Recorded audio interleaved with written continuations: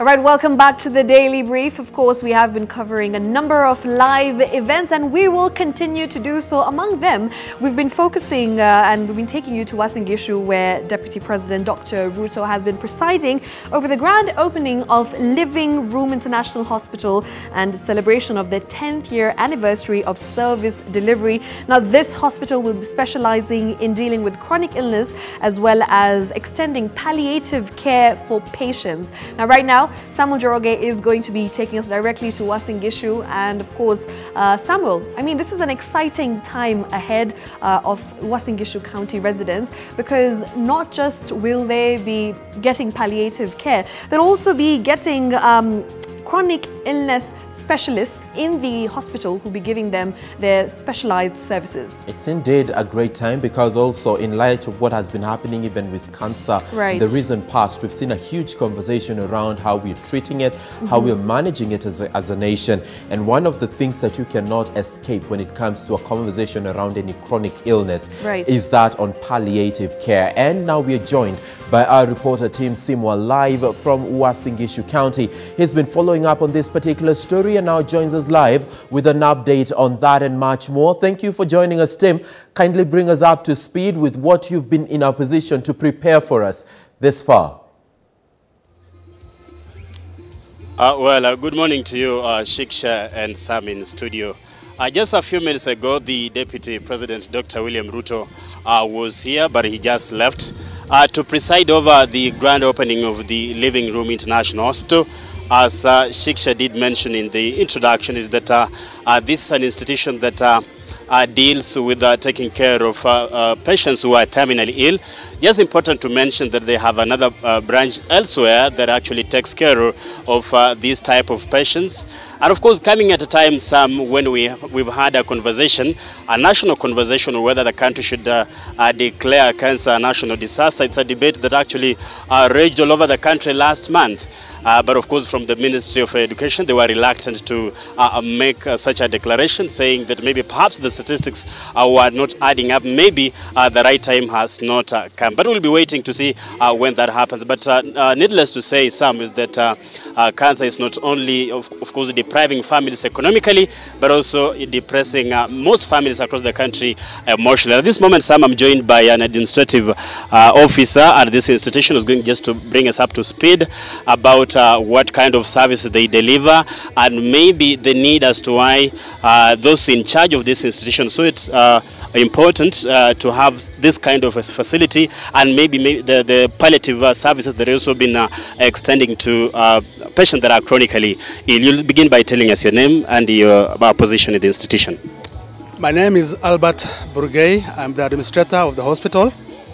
This hospital was started in January this year. It is a project of Living Room International Ministries in the US and Living Room International NGO in Kenya. So this is a project of Living Room International NGO as an hospital level 4. Although we are dealing with terminal cases in terms of management and palliative care, we also do full service in terms of outpatient services and other services like any other private hospital. We are at level 4, and now we are developing other services like radiology and the rest. Perhaps the hospice institution that you have elsewhere, away from here in Kipkaren, what kind of services do they offer, and does one need to pay anything to receive this kind of services? Yeah, we have a sister organization called Kimbilia Hospice, 50 kilometers from here in Tarbo constituency. In Kimbilia Hospice, we don't charge patients anything. We are a 26-bed facility.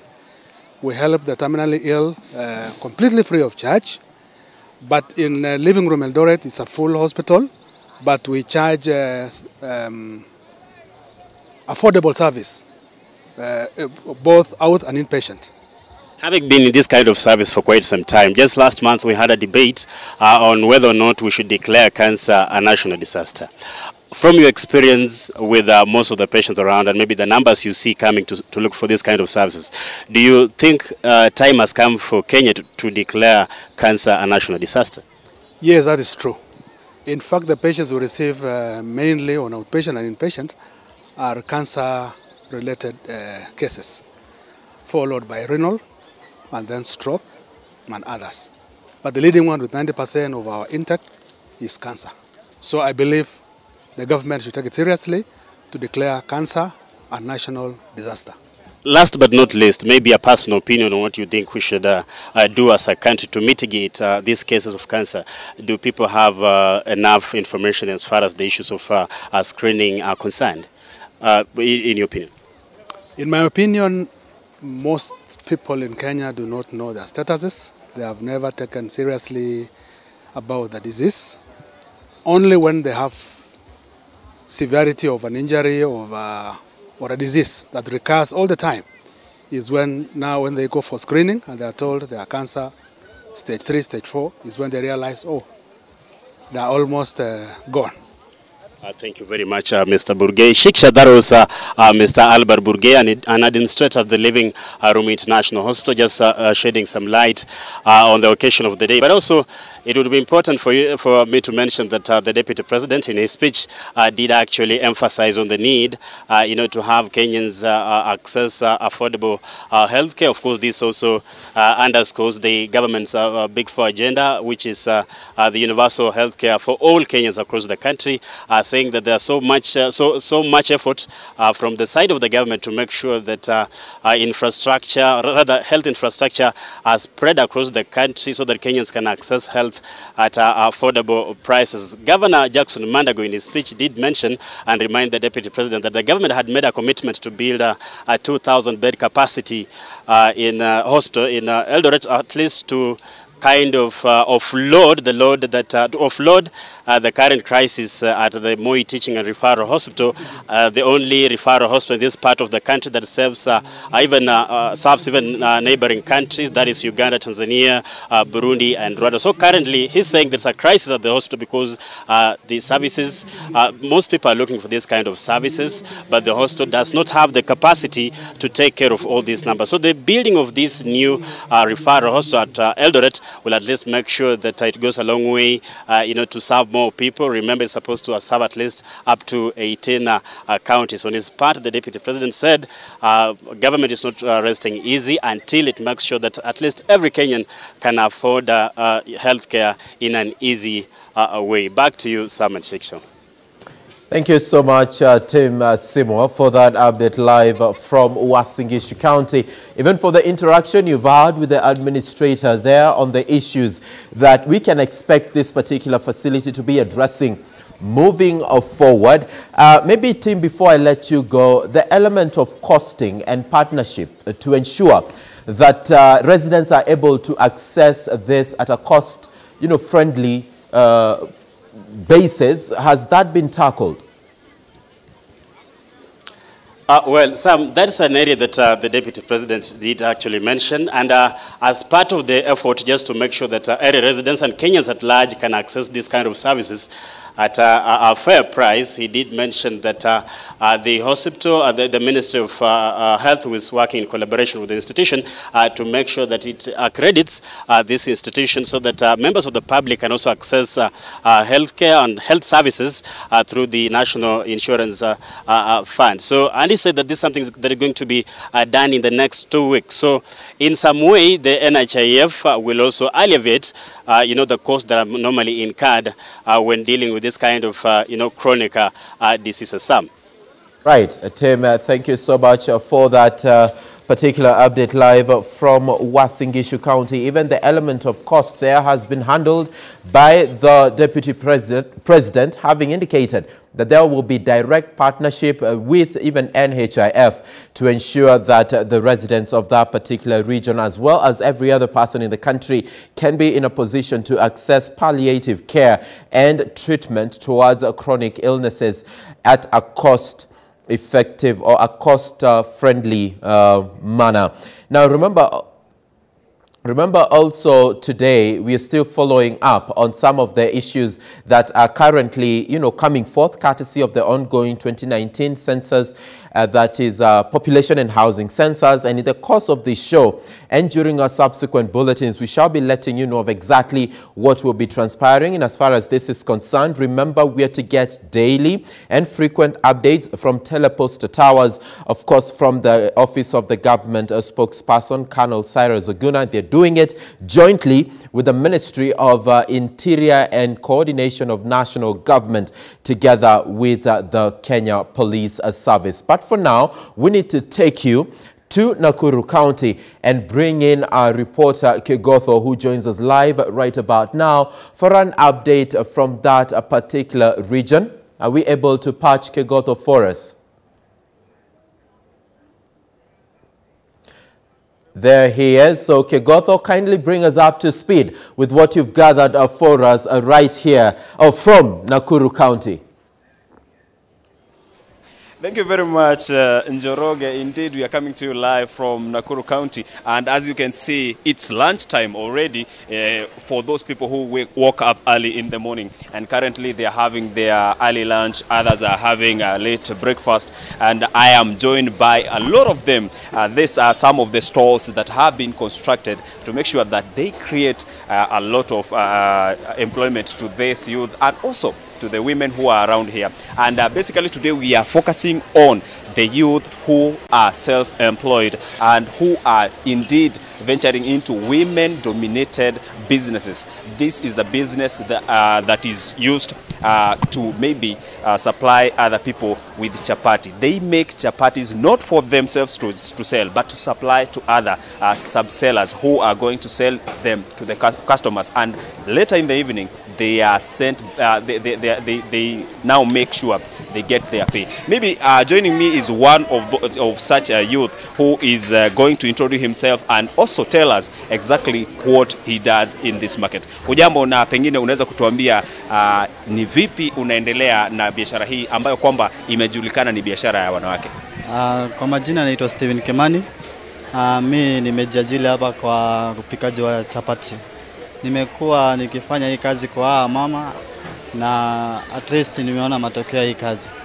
Yeah. Ulijuaje unaweza kupika chapati na ni nini kilikupelekea wewe kuweza kuanza hii kazi ya kutengeneza chapati?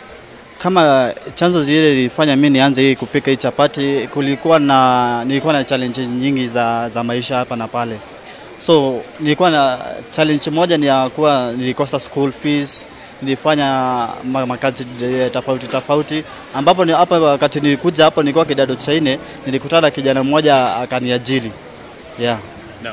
Na pengine tangia ulipoanza hii kazi ya utengenezaji wa chapati, naona kwamba uko na vitu ambazo umepika, uko na vitu. Capital, ulianza na capital ya pesa ngapi? Hapa nilianza na kama 1000 shilingi 1000 tu hivi. Na wakati nilianza hii kazi, hizi unga siku zinunua, kuna mahali huwa tunachukua, alafu tukipizipika zenye tumepika, tunazilipa jioni wakati tumemaliza kazi. Naona unakaa katika mazingira ambayo yana joto nyingi, yana carbon, yana pia sweat, a lot of sweat. Pengine wewe hufanya nini ili ukaweze kuwa bado uko na ile afya ya kuweza kufanya kazi? Hapa lazima utumie maji sana, na wakati umemaliza kufanya kazi, hapa kuna moshi inatoka. So inaingia kwenye kifua chako. Lazima utumie maziwa sana. Ndio ile moto haitakuaffect sana. Yeah. Kwa kila siku unafanya mauzo, pengine unatengeneza faida ya pesa ngapi na ni yepi unayoyapitia? Pengine watu hawalipi, pengine watu wanakudanganya, unapitia mambo yapi? Faida ambayo ninapata kwa hii kazi kunalingana na ile unga nimeshazipika. Kwa mfano nikipika kama bale mzima, siwezi kosa shilingi 1500. Yeah. Na pengine ni mambo yapi ambayo unapitia ambayo pengine ni challenge ama ni mazito kwako? Challenge ambazo napitia, unakuta customer amekuja hapa amekwambia hii chapo hujapika vizuri. Na hiyo ni challenge moja. Pia kuna customer unaweza pikia chapo unawapelekea, jioni ukifika unaenda unakuta wanakwambia hawana pesa. Unaona? So yeah, that is one of the challenge ambazo sisi wenyewe tunapita kama wanaume sisi tunapataga hapa. Yeah. Na pengine umeweza kuajiri vijana ambao pengine wanakusaidia, ama kama kwamba haujaweza kuajiri, je, una matarajio ya kuajiri? Kwa sasa nina vijana wawili, lakini leo walikuwa wameenda off kiasi, nilikuwa nimewapatia off kwa sababu mi kesho na kesho kuta sitakuwa kwa hii kazi yangu, so nitakuwa nimeenda pale kupikia mtu. Yeah. Njoroge, we can just take one of the beneficiaries of the works that these young people are doing, just one of them, so that at least you can come here, just come and speak to me. These are some of the ladies who benefit from the cooking that is done by these young people. Pengine mama, unaweza kujieleza jina lako na unasaidika vipi na kazi ambayo hawa vijana wanafanya? Kwa majina yangu tuseme ni Susan Wamboi Macharia, na mimi nimefaidika kabisa na hii kazi. Sisi tunapikaga stew na chapati, vijana wanatupikia na wanakuwa na bidii sana kupika chapati juu watu wengi wanahitaji hii chapati. Tuseme kama unga 30 bufa 30 wanakuwa wametumia kwa siku, na kupika hapa ni saa 9 hivi ya usiku. Sisi tunafika saa 11 kupika stew. Wengi wanakuja kwa hii stage, huwa wanataka hii chapati kusupplywa, inasupplywa kwa mahoteli, kila kitu. Na pengine hawa vijana wanaweka usafi unaofaa ili kuweza kuhakikisha kwamba mnaweza kutengeneza chapati ambazo ni nzuri. Ndio, huwa wanaweka nini usafi kabisa. Kama ni maji yenye wanatumia kuoga mkono, wakiweka makaa, iko wakuweka makaa kwa jiko, wananawa, wanaingia kwa unga hivi. Usafi ni kabisa. Asante. Pengine dada anaweza kutuzungumzia, atuambie yeye kama njoo hapa mbele ya mama. Hausikii kwamba vijana wamechukua kazi yenu ya kupika chapati? Ninafurahia sababu kazi ni kusaidiana siku hizi, hata wamekuja kujitafutia riziki yao. Naam. Si ati wamekuja kwa mambo mengine mbaya, hapana, wamekuja kujitafutia. Sasa sisikii vibaya juu wananisaidia, huwa sichoki na kazi ya chapati juu kazi ya chapati ni ngumu sana. Hiyo moshi yake kama mama ukivuta unapata umeshikwa labda na kifua ya asma ama nini, unapitia majaribio mingi. So wakati walipokuja hatukuona ubaya, tuliwafurahia na tukawakaribisha tusaidiane kazi. Kuna ile texture ya chapati ambayo mwanamke akipika unasikia ni mwanamke, na mwanaume akipika unasikia ni mwanamke. Je, ziko na texture ambayo inafaa, ama pengine zina utofauti upi na kati ya yenu na yako? Ni nzuri, lakini unajua ya mama, unapopika kwa nyumba, unapikia familia yako, kuna venye utapika, labda utapika hiyo chapati uweke maziwa, uweke mayai. Sasa hii nayo dunia biashara inapikwa tu hivyo naturally, hakuna kitu kingine inaongezwa ndani. Sasa tunafurahia ya nyumbani inakuanga tamu kuliko ya kazi. Lakini sana. Pengine tunaweza kuchukua mama mwingine hapa atueleze pengine zile chapati ambazo zinapikwa na vijana hawa mnauza pesa ngapi, na wewe huwa unatengeneza faida? Ndio, mimi huwa natengeneza faida, igawaje ni faida kidogo. Tunataka kupromote hawa vijana. Juu sasa tunaangalia hawa vijana, tunaona ni vijana kama wale wetu, tunaona tuwapromote kazi yenye wanafanya. So sisi kwangu tunapata faida kidogo kwa hizo chapo. Na tunakuraga hata sisi. Juu ni chapo mzuri, ni smart. Sasa alafu tunawapromote, wanapata faida, pia sisi tunapata faida kidogo. Pengine mmewaeleza wanaweza kuwa na sako ama wanaweza kuwa na kikundi ambacho pengine wanaweza kuwa wakiuza chapati mahala kwingine? Ndio, tunakuwa na vikundi kadhaa huku zenye tunashikanaga kama wanabiashara. Tunatoa pesa kidogo, alafu tunainuana kwa hiyo biashara. Juu sisi wote ni Finally, Njoroge, who benefits from these chapatis as they are cooked? Who benefits from these chapatis? One of the customers who comes to buy and eat chapati is going to tell us maybe how they taste. Babangu, ukinunua hii chapati huwa unasikia namna gani? Ni tamu, ni mzuri. Chapati ni mzuri. Yeah. Na pengine vile vijana wamejihusisha na kazi ambayo ni ya wanawake, unaona ni vizuri? Kazi ya kupika chapati unaona ikihusishwa na vijana ambao ni wa kiume ni vizuri? Mimi naona hiyo kazi ni mzuri. Juu unajua wanaume, hata ukiingia kwa hoteli hizi kubwa, sana wanaume ndio wanafanya hiyo kazi ya kupika. Wanawake kazi yao ni serving, kuserve tu. Lakini hii kazi ya kupika, saa kama mimi nimetoka bari, nikija paka nioje kitu kidogo hapa basi. Aine Njoroge, I'm going to be eating chapati from this area. You can give me the one that is the best, so that at least I can show you they are edible. They are not just plastic chapatis. I'm going to be eating one. This is my hands are clean. This is one of the chapatis that is being cooked and prepared by this young man. So as you go for lunch, I'll be having my lunch. My name is K24 Mwangi, live from Nakuru County, and I take you back to Njoroge for more briefing. Trust me, K24, the next time I'm in Nakuru County, you owe me a chapati, and I will definitely hold you to that. You are a beneficiary of that particular program. But thank you so much for that update live from Nakuru. And it's not the only story that we're following up for you right here on the Daily Brief. We've got Shiksha Arora, who is standing by right here with me with more updates on what's happening across the regions. Shiksha. Right, of course. So now we will be taking you to Nyeri, where we have our reporter, that is Wahu Ngugi, who's going to be giving us an update on the cost of living in Nyeri. Now, of course, we had K24 who was telling us about how young people, that is the youth, have decided to take the initiative into their own hands to make ends meet. And how really do you make ends meet when you have an extremely high cost of living? Well, Wahu Ngugi is going to be giving us more details on what initiatives and, of course, how they've been able to make ends meet in markets, as well, as we can see right behind Wahu. So good morning, well, or should I say good mid-morning, Wahu. How's your day so far? And maybe you can tell us more about the colorful market behind you. Well, good mid-morning, Shiksha, and it's true.